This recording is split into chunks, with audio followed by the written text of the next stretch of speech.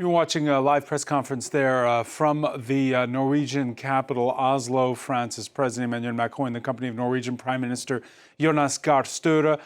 They have signed a strategic partnership, and we heard the Norwegians and the French in lockstep when it came to the U.S. bombing of Iran, saying, yes, it's a violation of international law, and arguing against the idea of regime change, which is still being floated about. Our coverage begins here with one of our international affairs editor, Angela Diffley, who joins us here.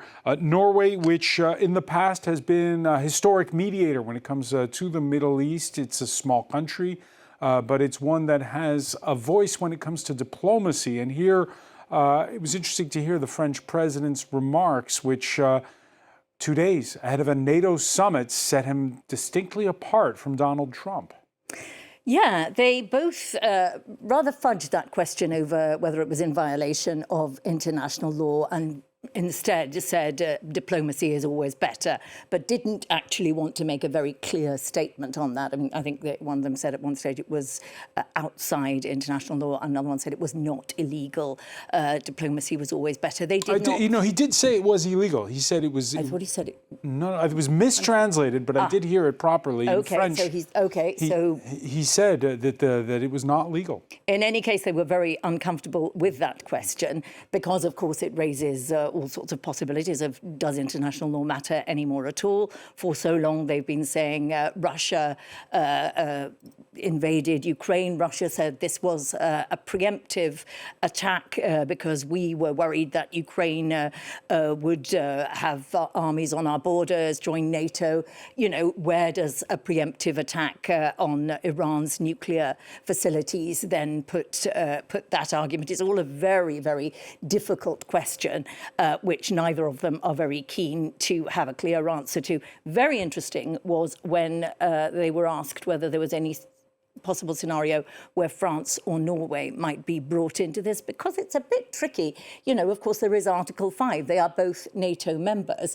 In theory, you go to the aid of a country which is attacked. If American bases are attacked, of course, that would be, in Iran's parlance, a counterattack after the US had struck Iranian nuclear facilities. But all of this gets very, very complicated. And Donald Trump, who has been so famously uninterested in NATO, might find now that they're being asked questions about whether they should come to the aid of the US. All very difficult.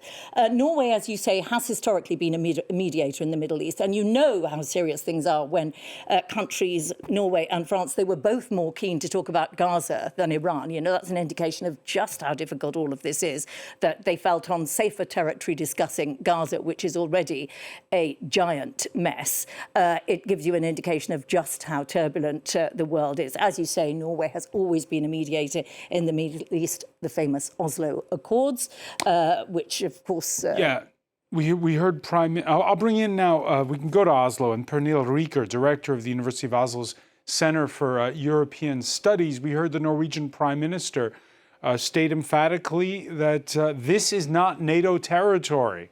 And I guess that harks back to the days when NATO was involved in Afghanistan. It's not going to be the case when it comes to Iran.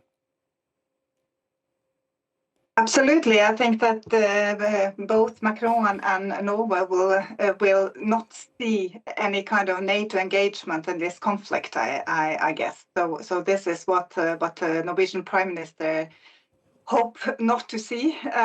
So this is clear. And he talked about a risk of escalation. Both men actually spoke of a risk of escalation, which is clear. How much is this a talking point where you are? What's happening right now in Iran?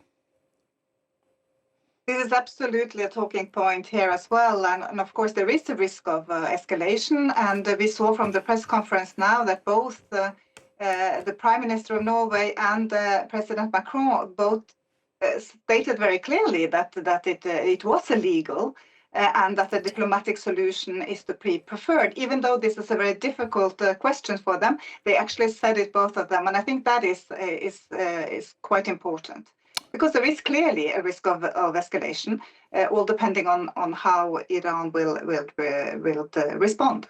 of course. Emmanuel Macron at one point talking about the territorial integrity. We can't argue for the territorial integrity of Ukraine, and then, paraphrasing here, fudge it when it comes to other places. I guess a lot of that focus is on the shifting sands just 2 days before this NATO summit. From what we hear, Pernille, there is just going to be a very brief reference to Russia's aggressive stance that'll come out of the final communique from this NATO summit. Your thoughts on this? Well, if that will be the case, I think that is very problematic because, of course, for European security, it is the war in Ukraine that is the kind of the main thing. And of course, now we have this situation in the Middle East, but still, I mean, yeah, it is very complicated. But I think it will be unfortunate for Europe if Ukraine is not still on the top of the agenda of NATO. And I'm not so sure that that will be the final outcome. We will see. Most of the allies will make sure that Ukraine will still be the main topic, I think, because that is what European security is mostly concerned about. Norway, which shares a border with Russia above the Arctic Circle. You heard that sales pitch by the French president for frigates to be sold to Oslo. Let me ask you, can France be present on all fronts? The same Emmanuel Macron a few weeks ago was talking about France's role in the Pacific. We have a defense budget that's struggling to catch up. Do you see the French being more present than they are currently in Norwegian waters, as was endorsed by the Prime Minister there? Yeah, I actually see that because we have seen that from French defense policy for some time now, that it actually has shifted in an orientation more towards the high north and more towards kind of identifying Russia as the main threat for European security and also for French security. So I think it is possible, very possible, that France will be more engaged in this region. We already know that they are sailing more in the north, and of course now they want to sell frigates. So of course they are. This is also a lot of the purpose behind this meeting, I guess, that Norway will make a decision on procurement of frigates in 2025. But I think actually there is in the interest of France also to cooperate more closely with Norway. And of course, for Norway to cooperate more closely with France is important now that the American security guarantee is less of a certain thing in this new security situation. Norway has traditionally had much more closer security partnerships with both the UK, now more recently also with Germany, but less so with France. As the president also said, it has been 41 years since the French president visited Norway, so this is quite a thing. And events moving fast. Pernille Rieker, many thanks for joining us from Oslo. I want to thank as well Angela Diffley from our International Affairs Desk. Again, both the French president and the Norwegian Prime Minister talking of the strikes on Iran as a violation of international law. Let's